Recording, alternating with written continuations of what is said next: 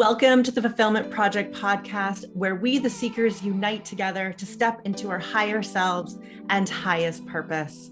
I'm your host, Simpli Sara, and I'm glad that we have found each other here today.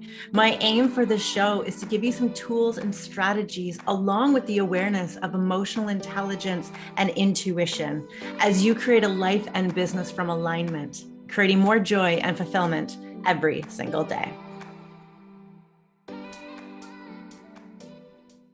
Welcome back to the Fulfillment Project podcast. I have a beautiful guest with me here today, Galina Sivert. Hello, darling. Hey, hey, Hey, hey. hey, hey. We've just been chatting for like an hour since we hit record, and we were going on this beautiful journey of you, and you have such a beautiful story, and immigrated to Canada and have been on such an amazing growth journey. I'm really excited to dive into this conversation. So welcome. Thank you, babe. Me too. This is Yeah. my first podcast, I full know. disclosure. We are And popping I'm your really cherry. excited. Yes, Yes. yes, yes, yes. I needed this. I needed this so badly.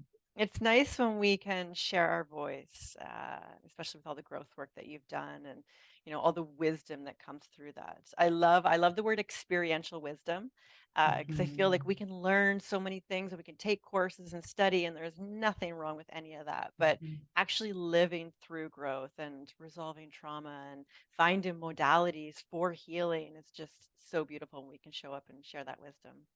Yes, absolutely. Me too. Yes, yes. You were telling me your story about living in Russia previously and immigrating Mhm, to Canada when you were 13 years old. mhm. And so I'd love for you to share with my audience because I was just like fascinated. Like I was just floored when you were telling me that. So my first immigration started when I was just 4 years old, when my parents decided to move to Germany because there was just a really bad time back home. USSR was just falling apart, just really unstable financially, even security wise, right? Safety wise. And so my great grandma is actually German. That's where my last name comes from. And so my dad decided that we're going to go and try the German route. And so we changed our last name to this last name, to Sivert, and to pretend like we're German people to get citizenship there. And so we moved there. My dad went there first, and then me and my mom joined him in about a year, I think, while he set things up. And yeah, that was kind of like the first time. That's one of my first memories is being in a train, maybe in Poland or something. We stopped at on one of the stops, and we had my dog, my little poodle, with us, and he didn't have any documents. And so the people are like, we're going to just throw you out of the train. And my mom instructing me like to cry, Mm. just like on cue. And there I was, just like following her instructions and just like started crying. And they let us be. And then our friend met us in Poland at the border, and he drove us through the border.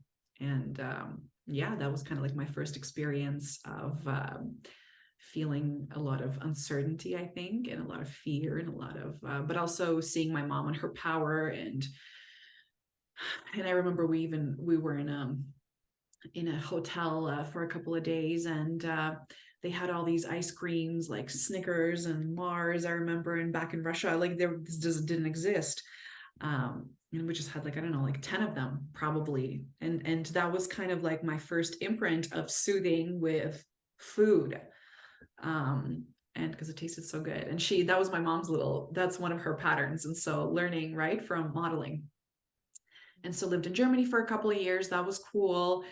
A lot of experiences. I was young. I was 4.5 maybe, so we left when I was 7 already. But I went to German school. I was fluent in German, but also my parents had a really intense time because we were refugees. So they were working all these sort of like, black market jobs at nighttime, pulling weeds somewhere or something. And they would just party hard. They would party hard. And, I've seen this kind of behavior since I was a little girl. I mean, they were amazing, but also partied hard. And then we moved back home to Russia. Actually, it wasn't Russia. It was a country called Moldova. That's where I was born. And we arrived, and I remember my parents put me in like an American school. There was a first American school that opened up, and that's when I learned all my English. But also my parents were really big into entrepreneurship, and so they had a big furniture business. And also we traveled a lot. So it was a great life, but a lot of up and downs, a lot of instability. You know, I've seen my parents be kind of really well off and also be really poor.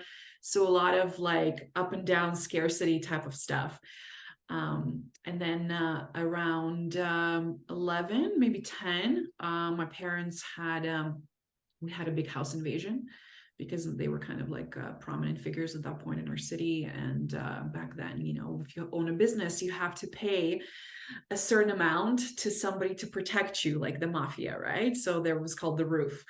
And so you pay the roof a certain amount, and people know how much you're making because, you know, you drive a certain kind of car, and, you know, people kind of know how much money is going through your business because of how much you give them. And so my parents were home, and our apartment got broken into from like sixth. We lived on the 6th floor, so they came from the 10th floor from the roof, and they propelled themselves on the side of the building. Wow, that's like right out of a movie. Yeah. I swear to you, it's crazy. We didn't even have a balcony. They propelled themselves on the side of the building, and it was summertime, so it had that see-through, you know, the net. And so they cut out the net, and they got through the kitchen, and yeah, they jumped on them in the middle of the night with a bunch of knives and put them in different rooms and tortured them for a little bit. And my parents just gave them the money really fast. There was a lot of money in the house because back then the banks were like untrustworthy. So you couldn't even keep cash anywhere. So everybody kept money at home, you know, in like light fixtures, all kinds of stuff. But they knew there was cash in the house. And so a lot of money, like 100 grand, maybe. Back then, this was like a lot of money, cash. Yeah. I mean, you know, 100 grand cash right now. Now, are you kidding me? Right. And so, yeah. And so that was very traumatic too for them. And for my dad, he already had like a pretty intense and dysregulated nervous system. And I think that just kind of drove him to the edge a little bit. And then after that, they were just like, we're out of here. And so about 3 years later, we immigrated to Canada. And back to zero, you know, back to zero. And so my mom, you know, cleaned houses. My dad drove a limo, you know, and they just worked really hard. And it was kind of like, it was a tough time, really. I remember 13 feeling like really insecure, you know, being kind of like an ugly little duckling, you know, not having the means also to, you know, get the clothes that I wanted and stuff. I remember grade 7 was my first day at school. At Don Mills and Shepherd somewhere where Fairview Mall was. And I was one of the only Russian kids in school, really. And I remember I was in the washroom, and I had this t-shirt, and this girl came up to me and she was like, "Are you not wearing a bra?" And I was just floored. And I came home and I'm like, "Mom, what the, you know, how could you send me to school without a bra?" But in Russia, nobody was doing that yet. Like, we were still kids. But here, all of a sudden, there was this like awareness that now I was not a kid anymore. And my mom was a tomboy. So she's like, "Well, I didn't know." And so that was kind of hard. And so it was just like kind of like that hypervigilance started to come through, and that insecurity started to come through, and a lot of doubt. And, you know, I kind of experienced also some kind of its own discrimination culturally, because we were just so different. And then high school was rough. And then it led me into just my 20s, where I was a hot mess looking for love in all the wrong places. Everywhere I could find it, you know, especially with men. And you know, that was my big pull towards it. It was boy crazy. And you just wanted to have fun. And I met the right people in Toronto that could take me out. And we did all the things, you know, Century Room 4 nights a week, you know, remember those days? And it was wild, and it was fun. It was wild, but it was so unfulfilling because I had no idea who I was. Here I thought I had depth, and I was this kind of like mature kid, more or less, but deeply emotionally unregulated. So just take things personally and get hurt really easily. And that's kind of led me into my mid-20s. Yeah. I was boy crazy as well. I feel like we have a lot of parallels Mm-hmm. with our story. I remember my mom, even, I think it was like grade 7 or 8. She's like, "Why are you so boy crazy?" And I was like, "I don't know. Are we not supposed to like boys?" And I Mm-hmm. didn't understand it. And I can see now maybe there was that need to be seen, need to be Mm-hmm. liked, need to be loved, cherished, along with most likely some daddy issues. And we were talking about Mm-hmm. that off air, and Mm-hmm. just looking for that masculine love. Um, Absolutely, because really, I think, I remember thinking when I did a lot of my trauma work, our fathers are our first love, really, our first masculine love, right? That's the first man we love. And mhm. if that man, and my dad was he's an amazing man, but he has his own childhood stuff where he feels inferior in some areas, and he didn't have the sensitivity, the emotional kind of intelligence to understand that certain comments about, body or weight or things like that could be really harmful to a developing little girl.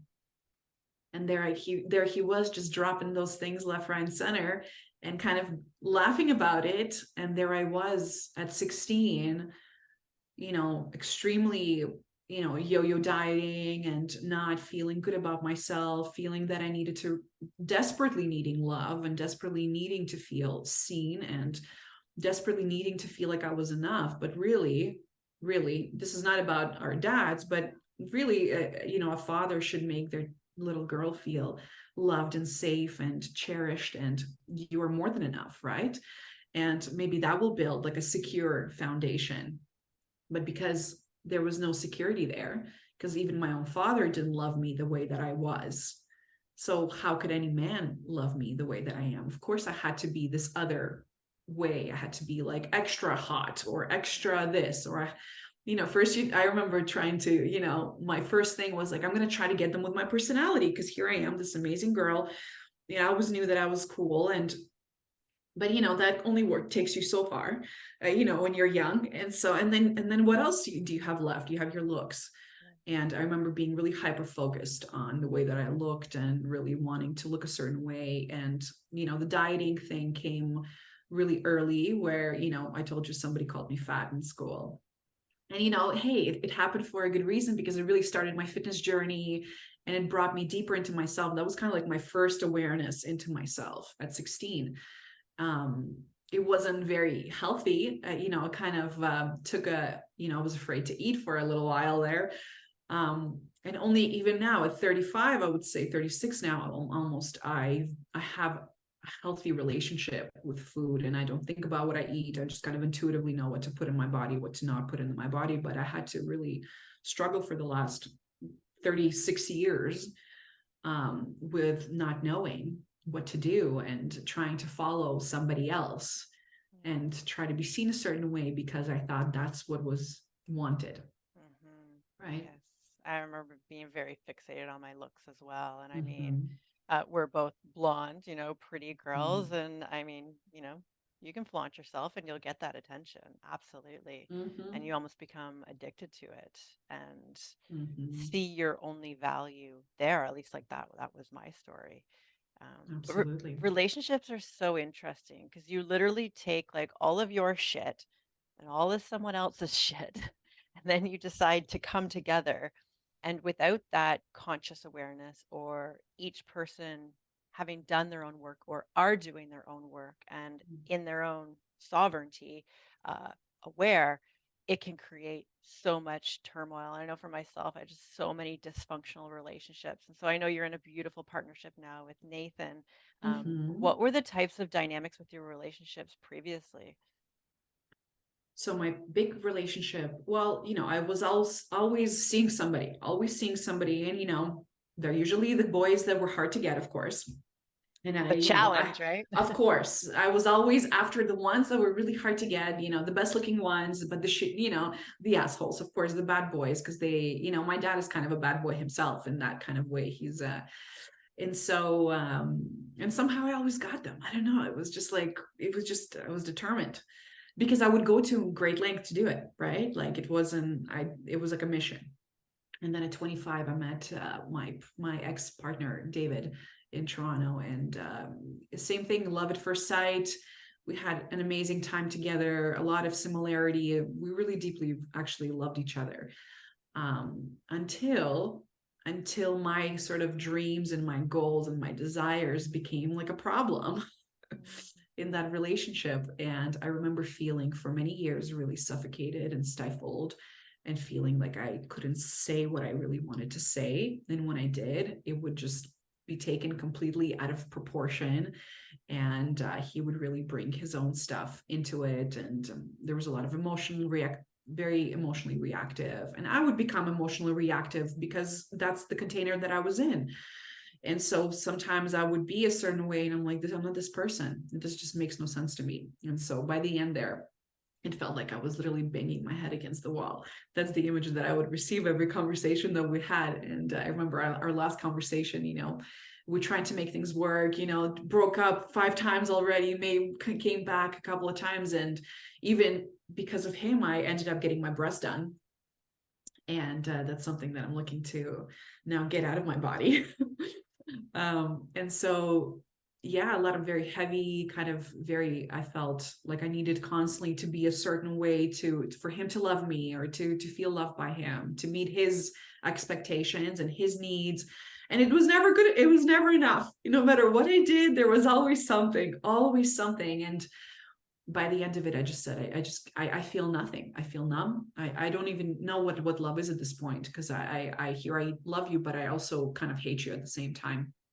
And I was just messed up myself, because I was like, kind of like talking to other people, like, I was kind of doing strange things at that point that did not feel good in my body, and were not of my care, were out of character for me, but I was just desperate. I was desperate for soothing. I was desperate for some love, some kind of like somebody to see me in the way that I actually was, not in the way that I was made out to be here.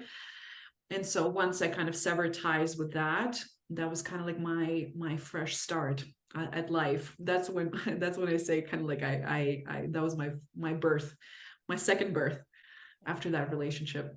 Sometimes you really have to be pushed past beyond what you think you can take. And to reclaim yourself back. I think there's something beautiful about contrast as well, because before I met Joe, there was a couple of relationships, and I got to the point where I knew exactly what I did not want, just having it just so blatant. I'm like, I can't do this. I can't keep repeating these patterns. Like, this is not what I want. And so I think there's beauty in that contrast of seeing one side and then wanting the other. But it's interesting when you want that deep love and you want that deep connection, and we'll talk about communication. It's like, well, how do I do that? How do I have the intimacy that I want and the depth of the relationship? And I know we'll get into that, of really that healing of yourself. And so tell us about meeting Nathan and the sparks of all that. Meeting Nathan, yes, that was a beautiful story. We have a really beautiful story. So I was doing my NLP training at that point.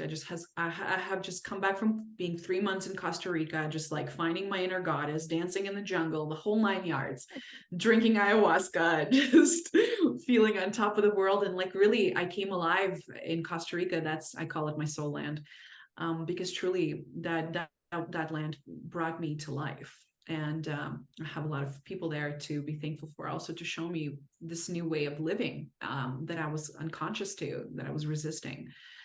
But I remember I came back and I was just determined to get into my stuff, because I was just a little baby at that point. I thought I was like, I knew what was happening, but really I was just coming alive. The goddess was just like the butterfly. I was just kind of getting aware of the wings, not even finding her wings, getting aware of her wings. And so did my NLP training with a really good company in Toronto.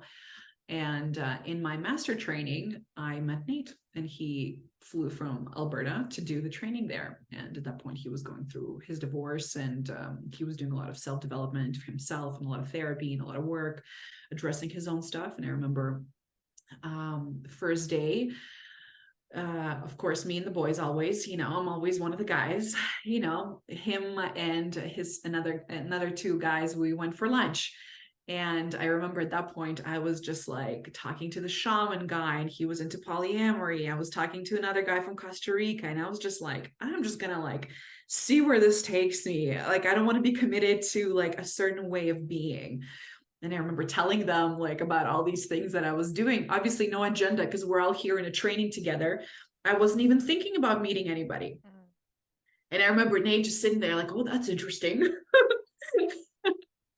And then we get back into the training room. And I remember our first thing we did was like a problem, non-problem kind of thing, that we kind of an exercise that you can do. It's an NLP exercise. And I remember sitting there, and there was three of us, him, me, and another girl. And, you know, my grandma was having a hard time back then. And so his problem was that he is in Edmonton. He's going through a divorce. So he's separated now. And his son lives a couple of hours away from Edmonton, and his business is in Edmonton. So he's like feeling really like insecure about what his life is going to be. And I remember sitting there, I'm like, so you're basically want a girlfriend that wants like, who's flexible and is like independent. He's like, yes. And I swear to you, as he was saying that, I literally, my whole life flashed in front of me. And I just knew from that moment, it was just so weird. I was like, no. I just got like full body chills. I swear to you, this happened. And then I was like, but I didn't pay attention to it, obviously, but it really was like that. I was just like, that's me. And so I remember on break, I came up to him to clarify that I, in fact, was not a polyamorous. You're like, let me go over everything I was just talking about. Listen, I know it sounded like I was into all these things. I'm like, but I'm actually not really into it. I'm just like, you know, looking to see what's up there, you know? And he was like, oh, yeah. And then at the end of the day, I remember it was first day, and we were walking out to go home, and I'm like, oh, you're from Edmonton? He's like, yeah. He's like, you should come. I'll take you out for dinner sometime. And I was like, oh, in Edmonton? I'm like, why don't you take me out for dinner here? And he's like, okay. And so a couple of days later, he was like only eating meat at that point. He was a carnivore. So we were in Italian area in Woodbridge. And so I messaged him. I found his number, and I texted him that I knew a good butcher in the area, and for him to get the steak at. And so that was my kind of, I just felt something, but I didn't know really what it was. And, we started talking. We went out to the keg the next day, and we were making out by the fireplace. By the end of the night, just completely like utterly in love. And those 2 weeks we were in our master NLP training, but we were literally spending every night together. And just, it was wild. And, at the end we came out and said that here we are. And 5 months later, I moved to Edmonton. Yeah, but it was kind of like, at first it was kind of like this fairy tale. It was just like this big love. Here I have been waiting for him, and here he just showed up. And for him too, he was just like all the things he's wanted. Here she is, but once I moved here, that's when we started to get really tested, as any relationship. And, the sort of the mirage of the fairy tale started to disintegrate. And here we were in reality with, my stuff, his stuff, and now the stuff of the world, because COVID just started. And before that, when I first came, I decided to go and do an ayahuasca dieta for 2 weeks in the jungle right before COVID. And so there I was, like, did all my deepest work, came back, and the whole country, the whole world is closed. And so that was really hard, because I was just cut off from my community in Toronto. I couldn't visit, nothing. And here, nobody was doing anything either. And so here we are, just me and him together in this new relationship. He's still kind of dealing with his divorce. I am just like terrified, because I'm like, did I make the right decision? Should I have moved here? Like, what did I do? I sold my condo, so I had like a bunch of money. And so, I was just like not working because nothing was open. And so there I was, just like spending all my money, and it was just really hard for me. And so we were put through some tests, and, sometimes we were just like, the connection just wasn't there. And we had to build it. It's because really sometimes it's just not there. Somebody's stressed, he's stressed, I'm stressed. And, we're both kind of, there's some awkwardness sometimes, and then you don't know how to navigate that area. And you don't want to hurt the person because you love them. And I remember but I am the kind of person that I really, thank God, when I love somebody, I will look for answers. And so I just dove deep into different kinds of sex podcasts, and doing my development even deeper, and looking deeper into why I was reacting to it certain ways, why he was reacting to it certain ways. And a lot of times I had to be like a very masculine kind of aspect in a relationship to hold it kind of grounded, because he kind of has a lot of like PTSD from his previous relationship because it was just so volatile. And so did I, but I did all this work now to heal that, but he was still there. And so every time he would project, I would have to hold space for him and tell him that he was safe here, to just tell him to tell me exactly what he was feeling, even though I didn't want to hear it sometimes. And sometimes I'm like, I might not like what you're saying. You might need to give me a minute, but I will hear you. But please try to do it in a way that I can receive it, like to do it kindly, right? And that was kind of like the way we started, just do it kindly. And I would do it kindly back. And we would both just have these like really hard conversations that were coming from a place of kindness and love and compassion for one another, because we knew we owed each other at least that much. Maybe not our life together, but an understanding, and we learned how to hold space for one another, because truly that's necessary. It's we all go through kind of ebb and flows in relationships. Sometimes the relationship is hot, sometimes you have that passion for one another, there's excitement, there's fire, and other times come February, it's like dead. It's a dead zone. Everybody's just like just want to watch Netflix and chill, because you're just exhausted. It's dark outside. Plus there's other things happening in your body, right? Not enough vitamin D. So you're just like struggling. And how do you come together in those moments? And I think having enough trust in yourself to know that you can just hold that space without, projecting is really helpful. And knowing when you are projecting, because that work really is invaluable. Because I, at this point, know when I'm projecting. If it's obvious to me, because that voice, I know it so well. And so when I am projecting, I might be fooled for like maybe an hour to be in that story of the projection, but within like an hour or 2 hours, I see it, and I'm just like, okay, that's my shit, right? Or he'll also be like projecting and kind of bringing stuff into our relationship, and then I'll just be like, well, I see you. Why don't you sit with that for a bit and see what that is all about, right? And then a couple of hours later, he's like, I'm sorry, babe, I know that's my shit, right? And so, but this is just the way that we walk our life at this point together, like I even in terms of marriage and stuff, would it be nice? I think it might be nice, but at the same time, I at this point, I am also dropping my expectations, because truly I don't really need that from us. This is somebody I want to build a partnership with and a life with, and I see us way beyond the sort of marital kind of bounds. This is like deep soul love, and I think those are the hardest, because you have to really learn so much about yourself over and over and over again, and what you're bringing into the relationship. And a lot of times it's just showing up and putting effort in. And sometimes you don't want to, because you're distracted with other things, work, this, that, right?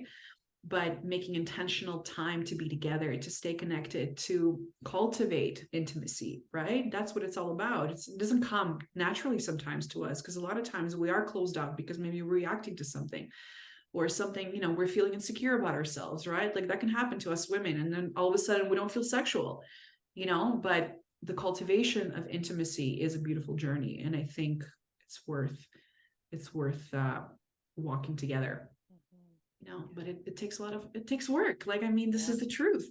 Yeah. I see a relationship really, you were talking about that honeymoon phase not too long ago. It's really when that rose-colored glasses have been taken off, the passion, not the passion has to die, but the newness of it, the novelty of it will go away. Like anything, you buy a new car that you love, oh, it's great, month two later, it's just a car. Same with the house, same with anything that is an object within our life. And it's really that work that starts afterwards. Absolutely. And I've it really seen is like that. soul relationships as the biggest container for growth. And I don't know if you feel the same way, but I know Joe, he's like my mirror. Absolutely. He is my mirror for, the shit that I'm not focused on myself. If I'm annoyed with him, I'm like, why am I annoyed with that? If I can't say something to him or express myself, I have to stop and ask myself, like, why do I not feel safe in this relationship to be able to express myself and go a bit deeper there? And so, how would you define, like, if we're going to put like a definition on like a conscious conversation, how would you define that? Conscious conversation. Okay. Conscious conversation is being able to observe yourself and your thoughts and your own stories that are kind of projecting in your system. Also seeing who you're having the conversation with and knowing their stuff and knowing what they're coming into the conversation with, and kind of dancing in between all that, because it really is not simple, and there's so much like nuance in conscious conversations, and there's an element of truth that's present there that is necessary, I think. And there's an element of self-knowing that is necessary too, because if we're entering into a conversation and one of us is really unconscious and one of us is aware, well, it's going to be a frustrating conversation probably, because you're probably not going to see things the way that that you're trying to see things. Or sometimes if people are open, also a certain openness in conscious conversations, that because sometimes I can have the conversation even with Nate about something that he's unaware to, but he's mature. He has enough maturity emotionally to sit there and listen to me and actually, try it on and think like, oh yeah, there's something here, you're right, or no, or whatever, right?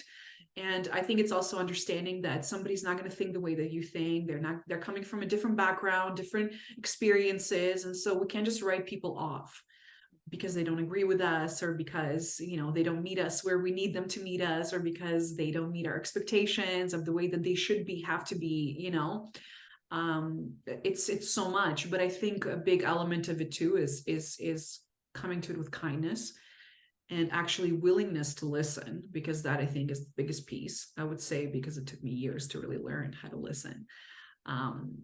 Expressing myself is easier than listening. Sitting there and just shutting my mouth and actually like actively listening to what the person is saying and not taking it personally, and kind of zooming out of it a little bit and just kind of looking at what they're saying, not what it could possibly say about me.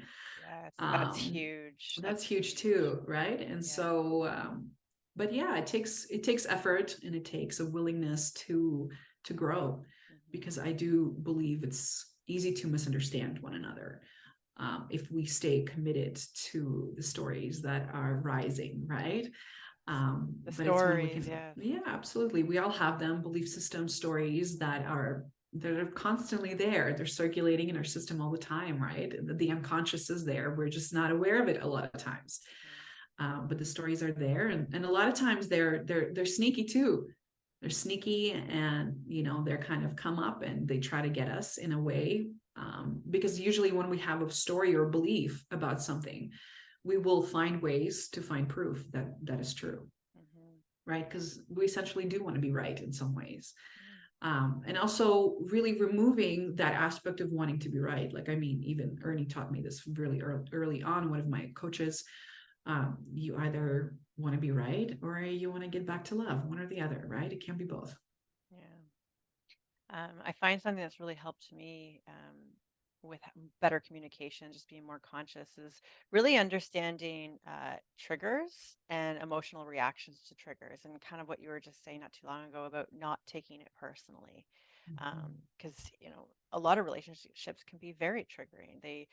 People that we're closest to, we feel the most, ironically, we feel the most vulnerable with, because there's that aspect of rejection or love taken away or abandonment and all those deep wounds. What is your understanding of triggers, triggering limiting beliefs, and like the stories that go through our mind? Talk to us about that. Well, they say that we project on the ones that we love the most, because it's easy, because they're not, technically they're kind of not going anywhere, right? And so parents will project onto their kids really easily, because where are they going? They're not going anywhere. The kids will project on their parents because the parents are kind of there. They're not going anywhere. Same, it comes with relationships, like friendships and partnerships. A lot of times there's is just constant projections, really, because here we have the projections. What are they? They're unresolved issues that are just rising, that are kind of then projecting onto the person through our own lens, right? Hold on, let me actually, hold on. My computer is going to die in a second. Yeah, that's okay. I can chat while you're plugging that back in. It's interesting. Joe and I just this week had a hard conversation, I'll call it, and that's what we call them now, where I had said something and it triggered him, and it triggered like a deep wound in him. And it was, you know, we had talked that night. We were up at 5 o'clock in the morning having like more of this hard conversation. And, we sat there in raw and in truth and in pain. And it all came down to the story that he was telling himself about what I said. And like finally, like when we were able to get to that point, because it either you can just keep talking to the point where you're just keeping talking and you're not resolving anything. You could just go your separate ways and everything gets pushed under the rug and then really nothing's being resolved. Or you can get down to really understanding people of like, why did that trigger you? And what was the story that you were telling yourself? Because in a conscious relationship where I don't purposely say anything that's going to hurt him. I don't want to hurt him, but I can't determine the story that he's going to create in his mind about something that comes out of my mouth. And then the reality is someone cannot get triggered unless they have something unresolved about that. Right? If Absolutely. like we give meaning to everything. And so what is the meaning you're giving to what I said? Yeah. Absolutely. Talk to me about triggers. Yeah, projections are really interesting because usually, there's some really good work by Byron Katie. She talks a lot about really getting down to the truth of what we're feeling. And so usually, she has like a 4-question kind of process. You should look into it. It's really interesting. It's like there's a thought coming through, right? Whatever it is, you're this and this and that. And then you ask yourself, is it true? And so usually the person who really believes something will say, yes, it's true. And the second question is it really true? Is it, wait, I'm butchering it. Is it true? Is it absolutely true? And that, I remember when I learned about that really made me understand my projections, because is it true? Yes. So easy. Is it absolutely true? That's when you're like, well, absolutely. I'm not sure now if this is absolutely true.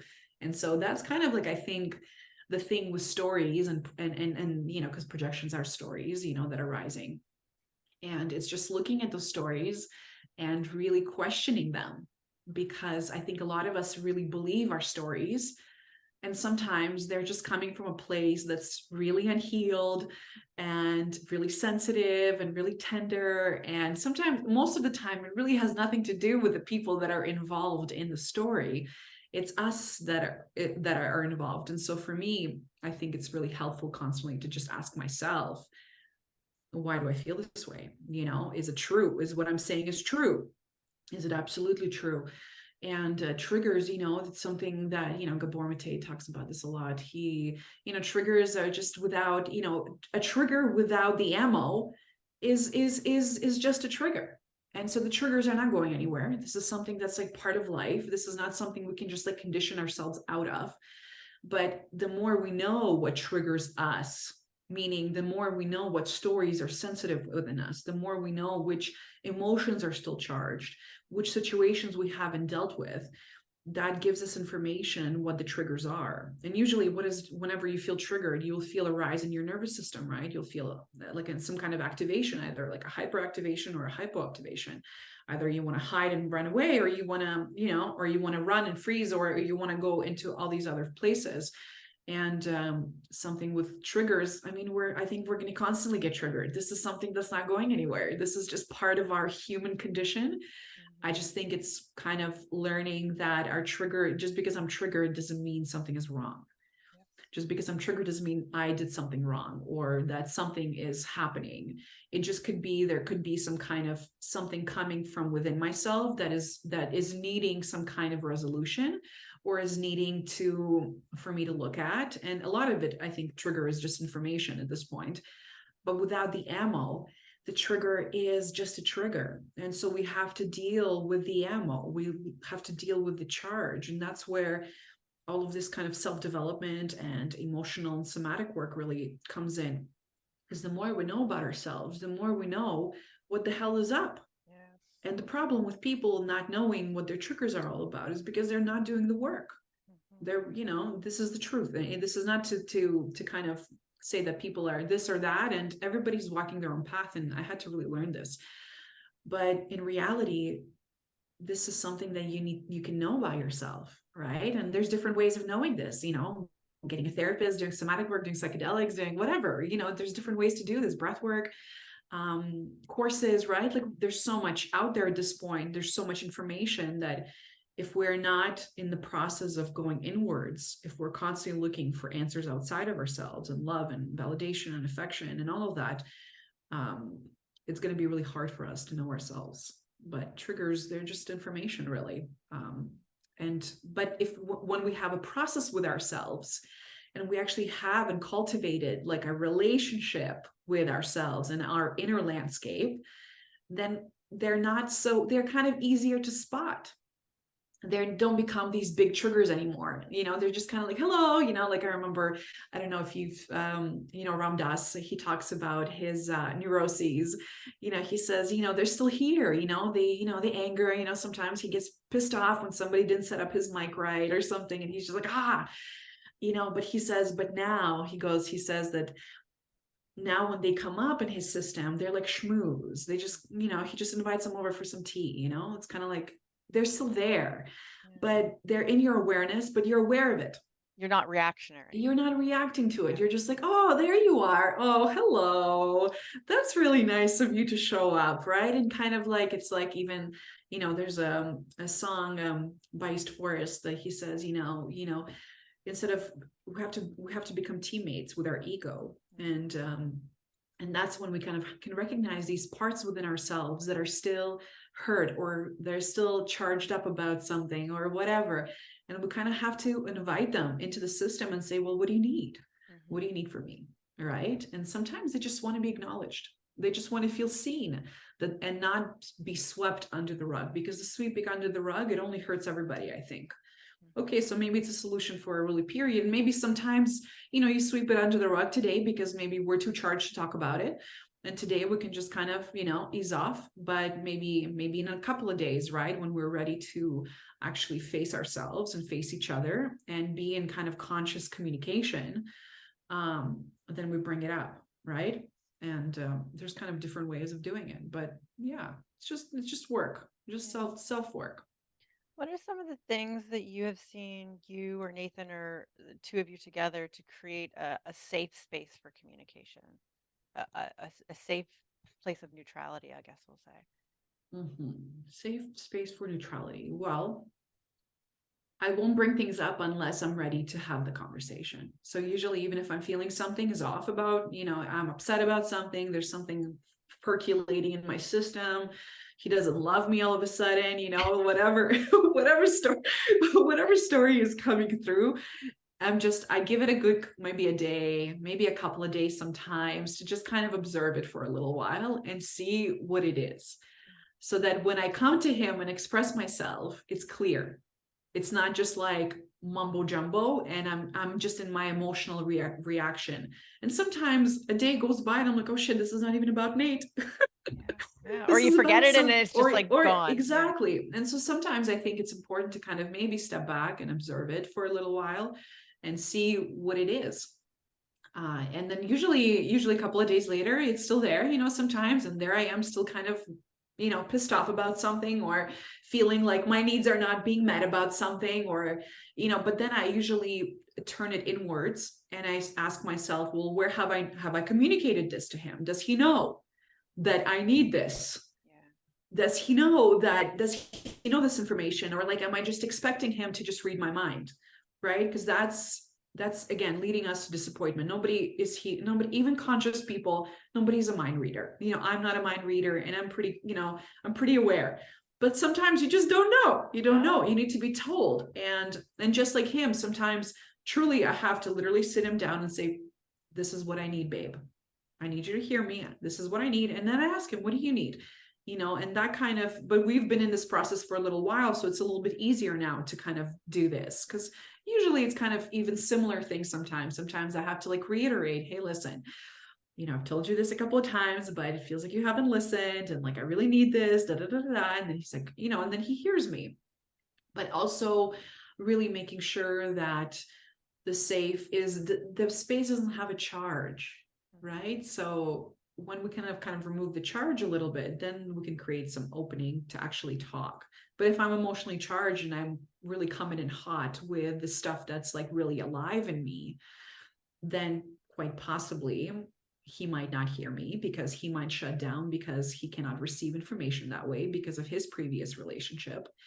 And so I know that's not going to work.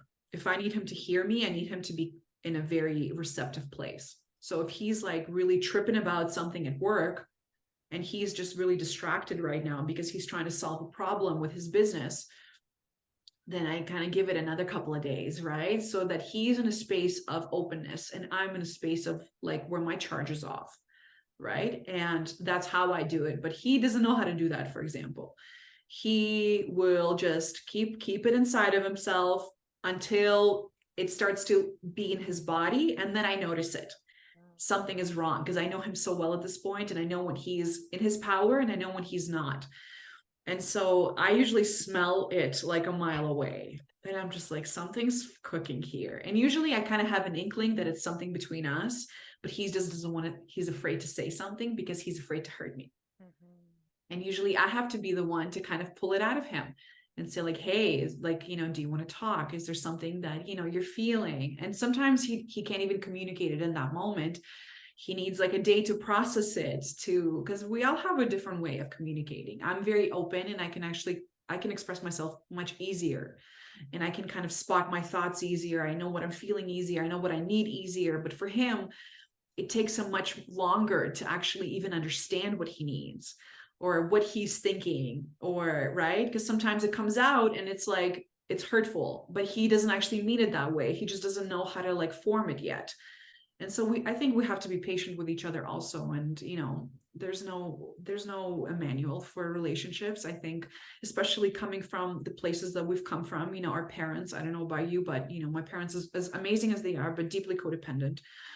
And they're life partners, and that's it. There's no going anywhere. They're together and that's it.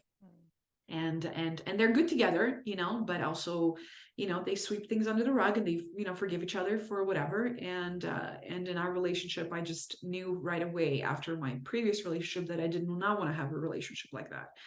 And I want to have an honest and open relationship, and we can tell each other everything. And let's and we both, it's up to us to both create that space of safety and comfort and understanding and love and kindness. And it's, it takes effort, and sometimes it's effortless, and sometimes you really need to create the space for it, and be patient. Sometimes it doesn't come right away.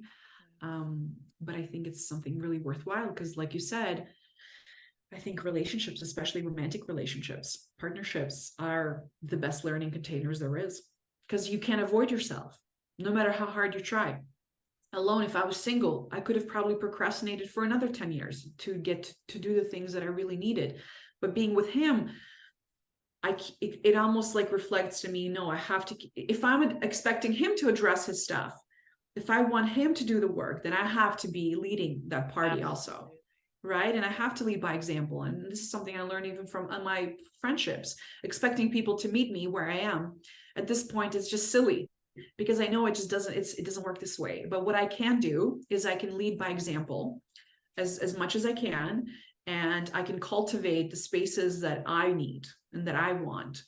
And whoever wants to meet me there will meet me there. And whoever doesn't. And at this point, it's almost like I'm also practicing a little bit of non-attachment. It's like, some relationships kind of have an expiration point, and that's just what it is. Yes. Oh, I love that you were touching on there, like non-romantic relationships. And we were talking about this before we hit record, just about expectations of relationships and ensuring that you have the right container for someone to hold you, and understanding that, and not having, unrealistic relationships. So I'd love for you to go into that from like a platonic perspective in relationships, and whether it's your girlfriends or male friends. So I have a lot of really deep, like, sister relationships because I'm an only child, and I just love women so deeply. And I've been very lucky that I have amazing women in my life, just solid women who have supported me endlessly and who I have supported endlessly, and just very deep bonds. And so with that, because of a sister's kind of like aspect to it, and because I've never actually had sisters, for me, it's really easy to attach myself to these relationships. And sometimes it's very reciprocated, right? Like there's similar attachment that's involved. And usually it's both like insecure attachment. So we're just holding to each other for our dear life, right? But a lot of times it's really, one of my relationships recently in the last couple of years, one of my sisters, and she's wonderful. And she taught me this because I had these really high expectations out of her. But I loved her so much that I wasn't even afraid to tell her. But sometimes it would just kind of slip out, and I would tell her, hey, like I feel like you don't love me or something. And she'd be like, oh my God, babe, don't be ridiculous. I love you so much. And I knew this, I knew it in my body. So it was just like so silly that I would be thinking these things. Or if she didn't reply to me on time or something ridiculous, I would take it in some kind of strange, very personal way. Like I am this person that she's avoiding or something, or she doesn't make time for me because I'm not important in her life, or whatever the hell I was thinking. All the stories, right? yeah. It's so funny. And then it took me a couple of years of really sitting on that and really kind of, observing that. And because we are all living our life, and everybody's busy and everybody has commitments. And especially when you have partnerships, relationships, businesses, all the things, work, health issues, then you're going through deep, dark nights of the soul every other week. You know what I mean? Like some of us, you know what I mean? So sometimes you're in like these deep spaces of processing, and like you really don't have any space to hold for anybody. And it took me a while to really look at that and understand that it wasn't about me, that she's doing her life, and sometimes she doesn't have enough space for me to hold me as she's holding herself and her own stuff. But it took me this year with another really, really, really strong relationship, a sister, a deep relationship where, it was expressed to me that, I don't meet her needs as a friend. And that's when I kind of really understood, the learnings came to me that I couldn't meet her needs as a friend in that moment, because I was also dealing with so much on my plate.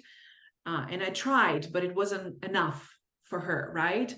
And I remember feeling kind of hurt about it, that, here I am being held to this ridiculous standard of friendship that I've been here all along, but right now I'm not meeting your needs, and right away I'm not a good friend, right? So that makes no sense. And so I think, and that's when I really, this learning came to me, that we have to meet people in the space that they're available in.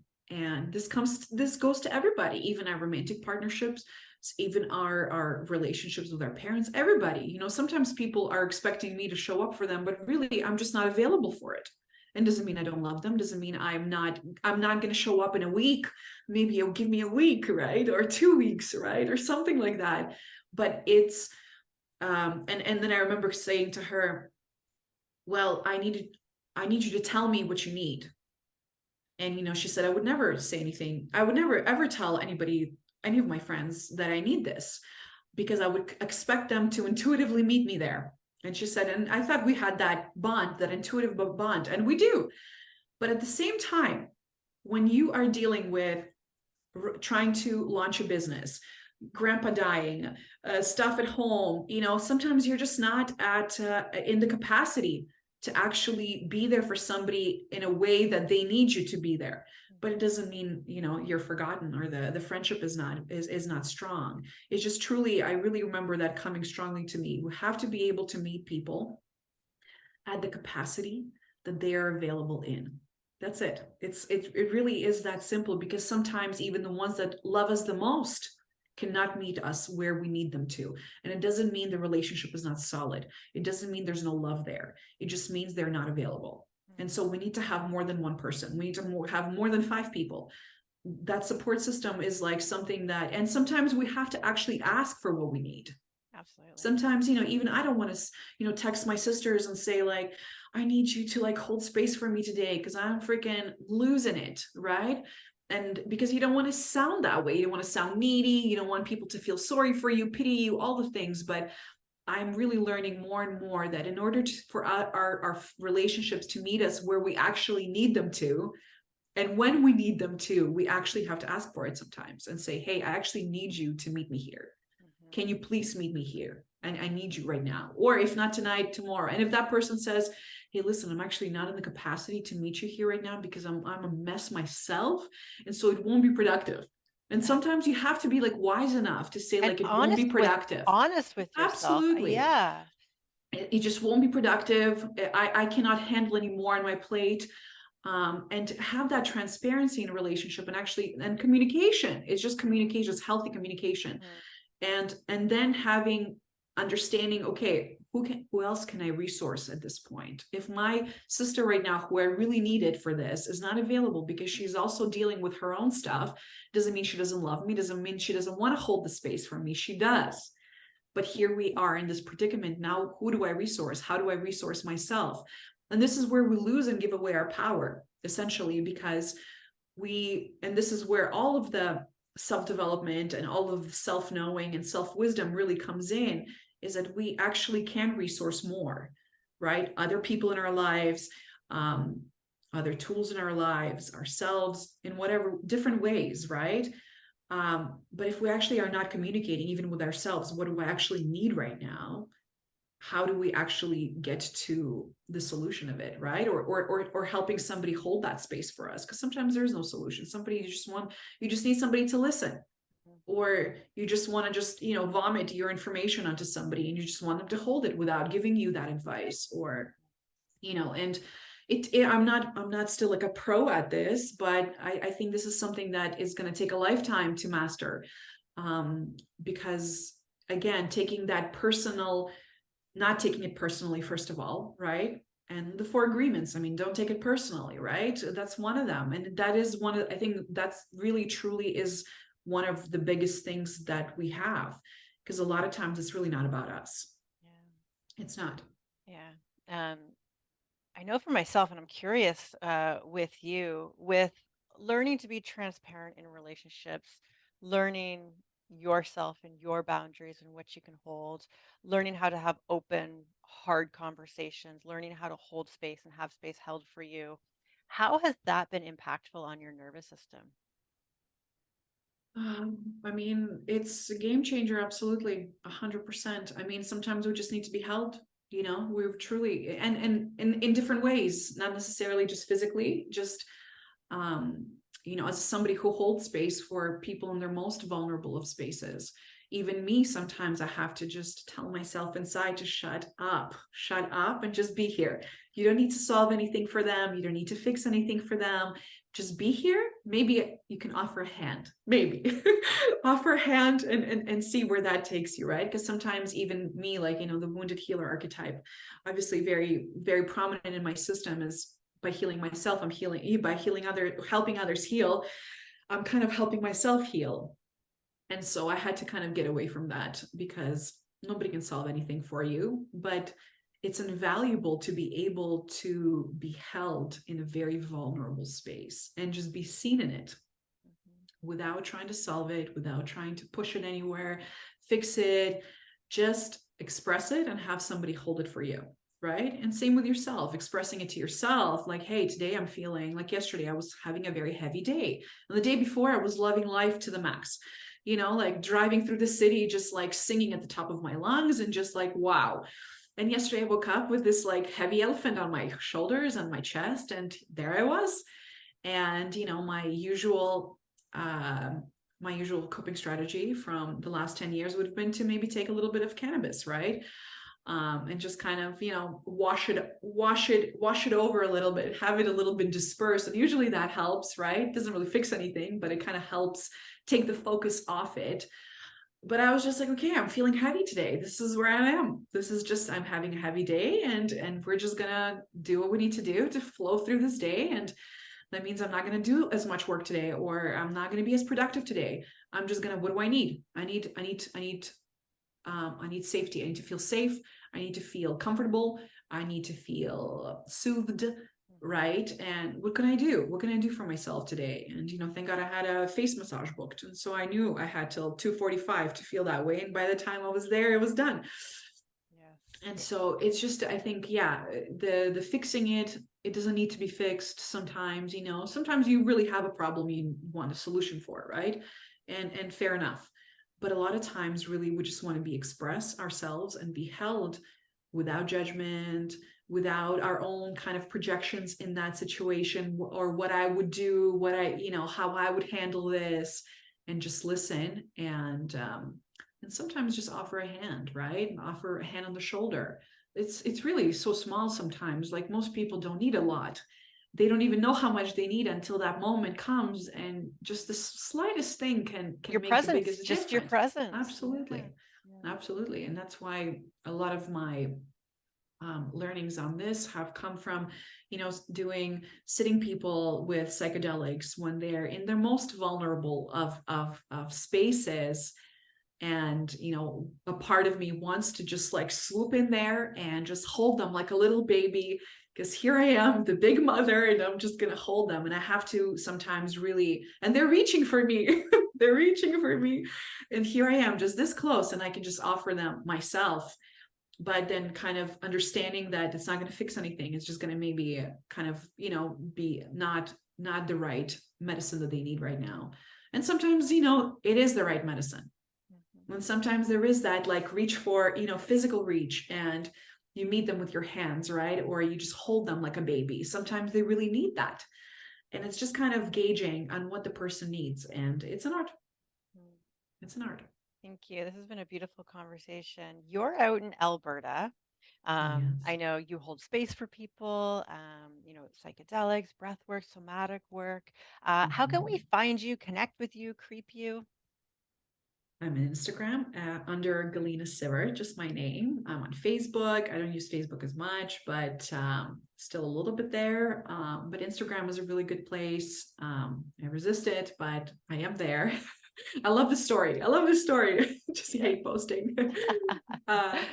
And my website, I just recently relaunched my website, galinasivert.com, and you can see my offerings. I have breathwork offerings. I have my plant medicine offerings. I don't really advertise, but kind of like through word of mouth, and it's not really on a website for now. And my coaching work, and yeah. This is where I am. I'm in Edmonton, and so anybody from Edmonton, holler at your girl. Yes, yeah. I had someone reach out on Instagram the other week, and they're like, "We need people out west." Like, I think she was from Alberta, so I'm gonna connect with her, and I'll. Cool. Yeah, absolutely. Yeah. I'm really excited to finally be stepping into this work, because for a long time I really felt unworthy, and who am I to do this? I don't know enough. All these people know more than me, and so I had to really embody a lot of this knowing that I've been learning, and now just trying things and putting myself out there, and just trusting that the right opportunities will bring me to the right spaces. And this journey never stops. It's just, even when you are trusting, life asks you to trust more. And that's where I'm at. I'm just trusting. And so I knew I had to reach out to you, and because I've been seeing you, and I'm like, oh my God, look at Sara. She's just freaking showing up nonstop. One post over another, over. I'm like, how does she do it? How does she do it? She's a freaking maniac. How does she do it? And here you are, just showing up, and you're just following your journey, and you're following what feels good for you. And you are modeling, really, for some of us who are, still afraid to come forward and really show ourselves and show our voice and our faces and what we really do, and be out in the open with it, and have the conversations and take the risks. You're modeling that behavior, and I want you to know that. Thank you. Yeah, it's inspiring, and we're all channels. We're all just channels, right? And we're channeling something. Everybody's channeling something. If it feels Absolutely. Good, I show up and talk about it. Yes, good for you. I think it's amazing. I think I've been seeing you showing up, and I just knew we had something here. I just knew it. It was a great conversation. Thank you so much, Galina. It was a pleasure having you. Thank you so much, darling. Have a beautiful day. Bye. Thank you for joining me on this episode today. My website, simplysara.com, is a great place for me to continue to support you on your journey to alignment, joy, and fulfillment. There you will find upcoming retreats that I am hosting, resources, books, and many other helpful tools to help you on your travels through this thing called life.